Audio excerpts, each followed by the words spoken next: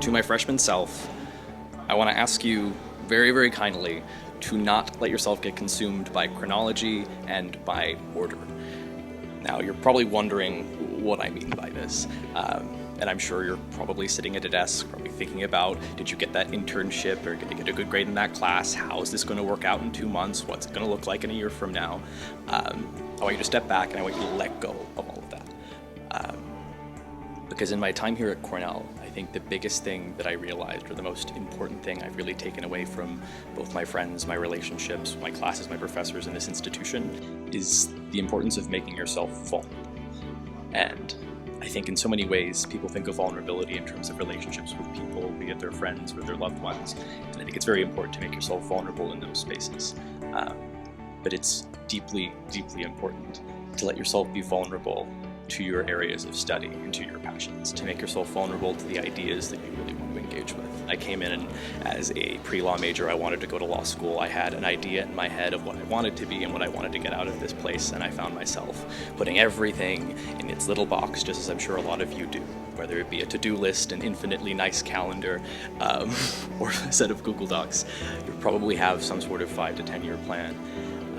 But the one thing Cornell teaches you, as kind of a madhouse as it is that things go wrong, things blow up, things go great. You succeed in some areas, you fail in some areas. You fail a prelim, you land a job, you bomb an interview. All of these different things disrupt that order, disrupt that chronology. And I found myself, as well as so many other students, just wrapped up in this order, this desire to make sense of everything, to have this plan, to have a job set up, to have a plan to be partner in 10 years or whatever.